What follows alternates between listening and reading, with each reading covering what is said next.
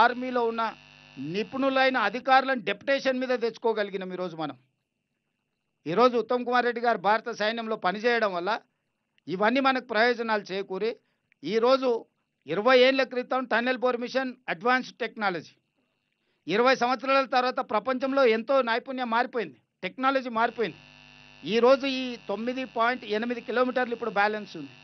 ఆ బ్యాలెన్స్ టన్నెల్ను పూర్తి చేయడానికి టన్నెల్ బోర్ మిషన్స్ పాడవడము, ఆ సాంకేతిక నైపుణ్యంతో చేస్తే ఇంకా ముందుకు వెళ్ళలేని పరిస్థితులు ఉన్నాయి. కాబట్టి నూతన సాంకేతిక నైపుణ్యంతో ఆనాడేసిన అంచనాల ప్రకారం ఈనాడు పనులు పూర్తి చేయించడానికి ప్రభుత్వం నిర్ణయం తీసుకున్నది. మొన్న మంత్రివర్గంలో వాటి అన్నిటిని ఆమోదించడం జరిగింది. దాని మీద కూడా ఆరోపణలు చేయడానికి చిల్లర ప్రయత్నాలు చేస్తున్నారు.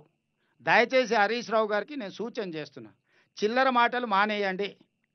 మీరు తప్పులకు పాల్పడ్డారు, మీరు అప్పుల పాలు చేసిరు, తెలంగాణలో దోపిడీకి పాల్పడ్డారు కాబట్టి ప్రజలు తీసి పక్కన కూర్చోబెట్టిండ్రు.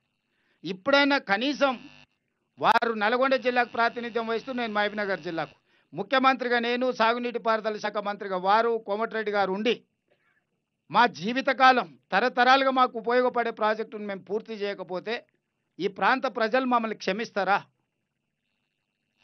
ఈ ప్రజలకు ఈ ప్రాజెక్టును పూర్తి చేయకపోతే మాకు ఈ అధికారం ఉండి ప్రయోజనం ఏమైనా ఉందా? కాబట్టి వాళ్ళు ఎలాంటి చిల్లర మల్లర మాటలు మాట్లాడిని, ఏం ఆరోపణలు చేసినా నిలబడి ఎదుర్కోదలుచుకున్నాము. ఈ ప్రాజెక్టును పూర్తి చేయదలుచుకున్నాము. ఈరోజు అందరినీ ప్రపంచంలో ఉండే ప్రతి పరిజ్ఞానాన్ని, టన్నెల్ బోర్ మిషన్ బేరింగ్ పోతే వెంకటరెడ్డి గారిని అమెరికాకు పంపించినండి నా కంపెనీతో మాట్లాడి, ఎంబడే ఆ బేరింగ్ తీసుకొని వచ్చి పనులని ఆ బేరింగ్ తెచ్చి ఫిట్ చేసి పని మొదలు పెడితే కొంచెం దూరం పోగానే మళ్ళీ ఒక సమస్య వచ్చింది. ఎందుకంటే ఈ ఎక్విప్మెంట్ అంతా కూడా 20 ఏండ్ల కింద ఇంపోర్ట్ చేసిన ఎక్విప్మెంట్. 20 సంవత్సరాలు ఆగిపోతే మీకు తెలుసు, 15 రోజుల కారు మనము పార్కింగ్లో నుంచి బయటికి తీయకపోతే అది బెంచ్ కార్ అయినా BMW కార్ అయినా ఏదో ఒక సమస్య వస్తుంది. ఇప్పుడు 20 కిలోమీటర్ల లోపల ఉన్నాయి మిషన్లు. 20 కిలోమీటర్ల లోపలికి ఆక్సిజన్ తీసుకెళ్లాలన్నా, ఎక్విప్మెంట్ తీసుకెళ్లాలన్నా, లోపల పని చేయాలన్నా ఒక లోపల టన్నెల్ లోపల చేసే పని. కాబట్టి ఇది అత్యంత క్రిటికల్ సిచ్యువేషన్.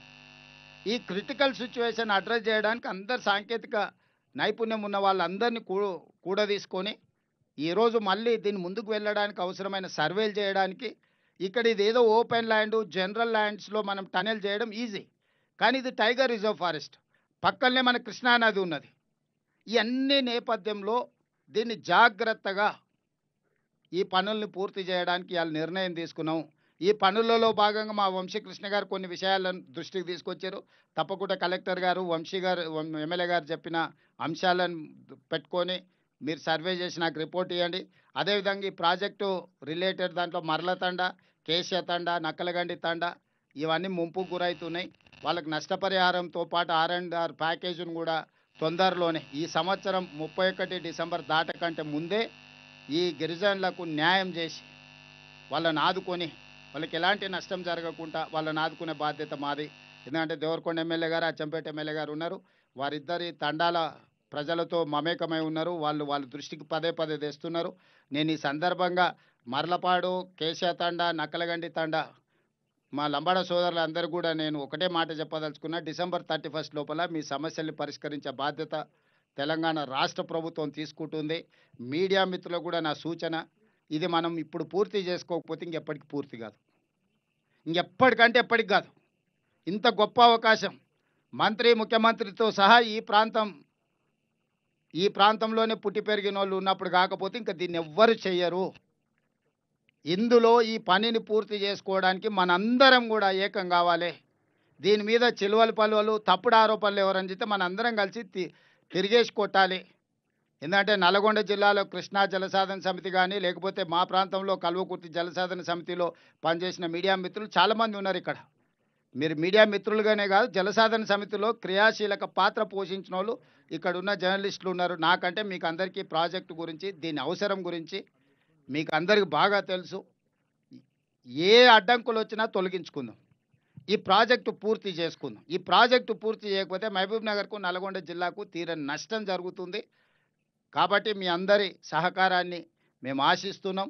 మనందరం కలిసికట్టుగా ఈ యొక్క అడ్వాన్స్ టెక్నాలజీతో, ఎందుకంటే ఇది ఆర్మీలో వాడే టెక్నాలజీని బార్డర్లో దేశ భద్రత కోసం పనిచేస్తున్న సైనికులను పిలుచుకొని, నిపుణులను పిలుచుకొని, వాళ్ళని డెప్యుటేషన్ మీద తెచ్చుకొని ఉత్తమ్ కుమార్ రెడ్డి గారు చాలా ప్రయాసాలు కోర్చి వారికి ఉన్న మొత్తం పరిచయాలన్నిటిని కూడా ఉపయోగించి ఈరోజు ఈ సమస్యను ఒక కొలిక్కి తీసుకొచ్చిండు. ఇవాళ ఈ సమస్యను పరిష్కరించాల్సిన బాధ్యత ముఖ్యమంత్రిగా నా మీద ఉన్నది. ఎలాంటి అనుమతులు కావాలన్నా దీనికి అవసరమైన నిధులను అన్నిటిని కూడా గ్రీన్ ఛానల్లో ఇస్తానని నేను చెప్పిన తప్పకుండా ఈ ప్రాజెక్టును పూర్తి చేయడానికి అన్ని రకాలుగా మా సహకారం ఉంటుంది.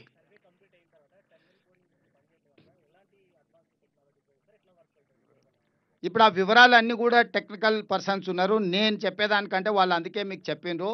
ఇప్పుడు టన్నెల్ బోర్ మిషన్ను పక్కన పెట్టి సేమ్ అంచనాలతోనే దాన్ని మొత్తం తీసేసి 11 మీటర్స్ డయా టన్నెల్ 9.8 కిలోమీటర్ల ఇది ఏదైతే ఉన్నదో అది కంప్లీట్ చేస్తాం.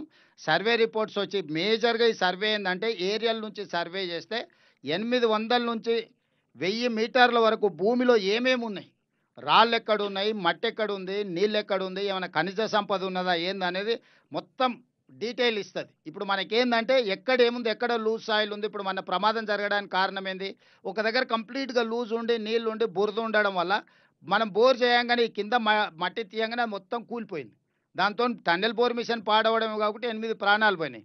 ఇప్పుడు ఎవ్రీ 2.5 మీటర్స్లో ఏమేమి ఉన్నదో కంప్లీట్గా ఇది డేటా ఇస్తుంది. ఈ ఎనాలిసిస్ చేసుకొని ఆ పరిస్థితులను బట్టి టన్నెల్ దవ్వేటప్పుడు తీసుకోవాల్సిన జాగ్రత్తలన్నీ తీసుకుంటారు. అందుకోసమే ఇప్పుడు ఇది సర్వే చేస్తున్నాం.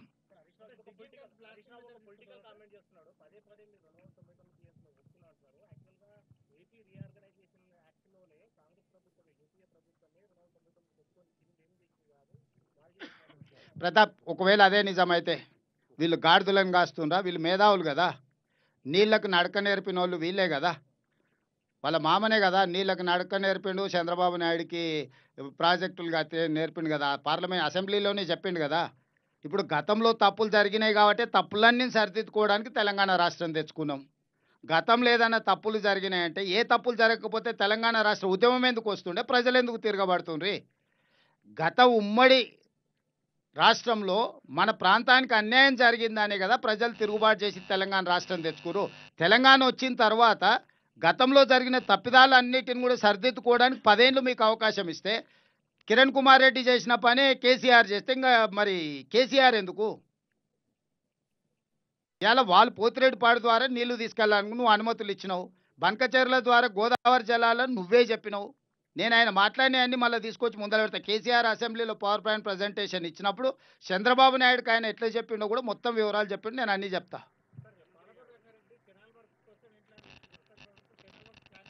ఇప్పుడు ప్రాజెక్టుని దీన్ని లిఫ్టులు వీటిని చేసిన తర్వాత కెనాల్స్ మీదకి వస్తాం. బడ్జెట్ కన్స్ట్రైన్స్ ఈరోజు ఆర్థికంగా చాలా ఇబ్బందికరమైన పరిస్థితి ఉంది. టెండర్లు పిలిచి కాంట్రాక్టర్లకు ఇచ్చిన తర్వాత నిధులు విడుదల చేయకపోతే అంచనాలు పెరుగుకుంటా పోతాయి. సో ఉన్న నిధులను బట్టి ప్రాధాన్యత క్రమంలో పనులు పూర్తి చేస్తున్నాం. హెడ్ వర్క్స్ కట్టకుండా నువ్వు కెనాల్స్ తవ్వితే 10 ఏళ్ళు నీళ్లు రాకపోతే మళ్ళీ 5 ఏళ్ళకి ఆ కెనాల్స్ అన్ని కూడిపోతాయి. కరెక్టే, ఇంకేం చేస్తాం, ఇప్పుడు జరిగిపోయినా తప్పు. ఇప్పుడన్నా కొంచెం మేల్కొని జాగ్రత్తగా చేద్దాం అనేది. ల్యాండ్ ఎక్వేషన్ చేసినా కట్టడానికి డబ్బు లేకపోతే మళ్ళీ అది ఇంకొక సమస్య అవుతుంది. వీటన్నిటి మీద మళ్ళీ ఒకసారి జిల్లా ప్రాజెక్టుల మీద మళ్ళీ ఒకసారి మహబూబ్నగర్కి వచ్చి కూర్చొని అన్ని విషయాలు మాట్లాడతా.